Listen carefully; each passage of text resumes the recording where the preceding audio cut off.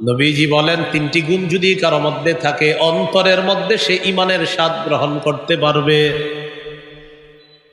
এক নম্বর, আইয়াকুন আল্লাহু ওয়া রাসূলুহু আহাব্বা ইলাইহি মিম্মা সিওয়াহুমা, আল্লাহ আল্লাহ রসুল ছাড়া যা আছে সবকিছুর চাইতে আল্লাহকে আর তার রসুলকে বেশি ভালোবাসা। দুই নম্বর গুণ, ওয়া আইয়ুহিব্বাল মারআ লা ইউহিব্বুহু ইল্লা লিল্লাহ, কোন মুসলমানকে শুধু আল্লাহর জন্য ভালোবাসা, কোনো স্বার্থের কারণে ভালো না বাসা।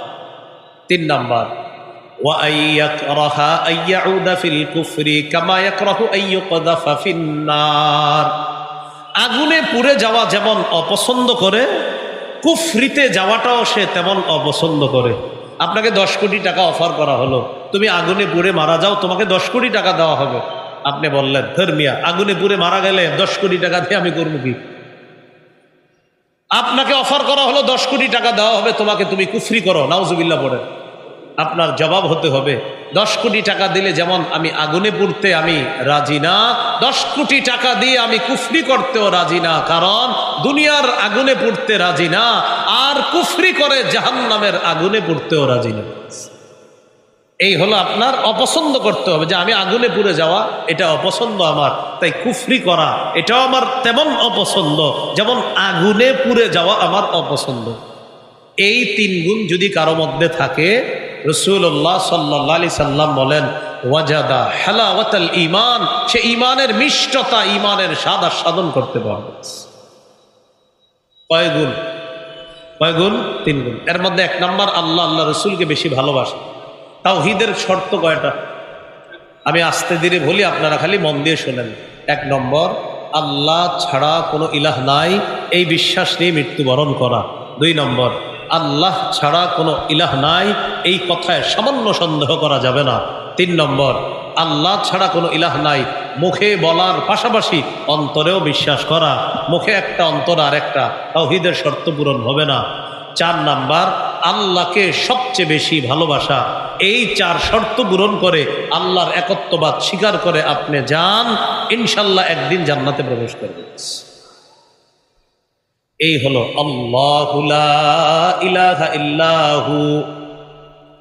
এরপর আল্লাহ বলেন আল হাইয়ুল কাইয়্যুম।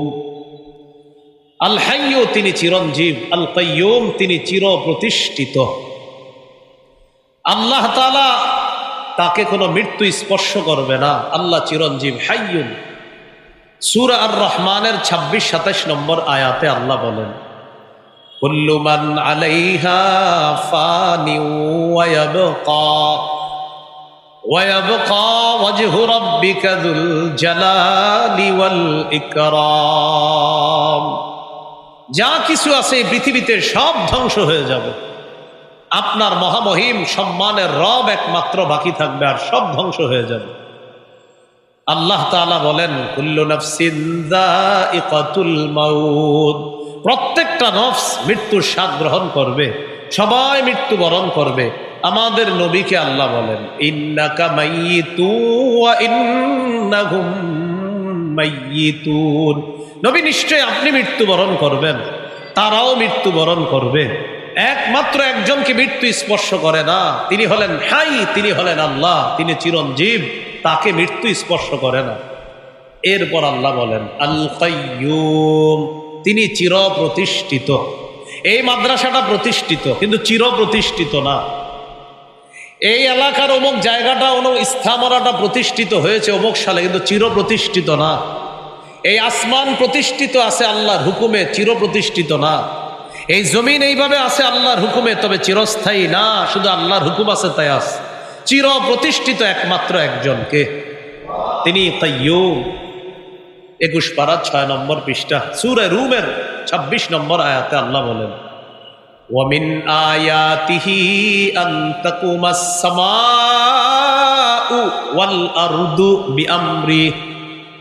আল্লাহ তাআলা বলেন, আল্লাহ নিদর্শনাবলীর মধ্যে এটা একটা নিদর্শন, আসমান আল্লাহর হুকুমে দাঁড়িয়ে আছে, জমিন আল্লাহর হুকুমে এইভাবে আছে। আসমানের দিকে তাকাই, তাকানোর পর দেখি কোনো খুঁটি নাই, খুঁটি ছাড়া আসমান। আল্লাহ তাআলা বলেন, ওয়াজআলনাস সামাআ সাকফাম মাহফুজা, আমি আসমানকে তোমাদের জন্য সুরক্ষিত ছাদ বানায়া দিছি। জমিন ভাসমান, এই জমিনের উপর আমরা আছি, নিচে পানি আমাদের মাথায় আসে মাঝে মাঝে, পানির উপরে আমরা আছি, তাহলে হেলে দুলে আমরা পড়ে যাচ্ছি না কেন? জমিন আমাদেরকে নিয়ে নড়াচড়া করে না কেন? নিচে তো পানি। আল্লাহ তাআলা বলেন ওয়াজআলনাল জিবালা আওতাদা, আমি জমিনের নড়াচড়া বন্ধ করেছি কিভাবে জানো? পাহাড়কে পেরেক বসায়া দিয়া, এই পাহাড় নামক পেরেক জমিনের উপর বসিয়ে দিয়ে জমিনের নড়াচড়া বন্ধ করে তোমাদের বসবাসের উপযোগী বানায় দিয়েছে।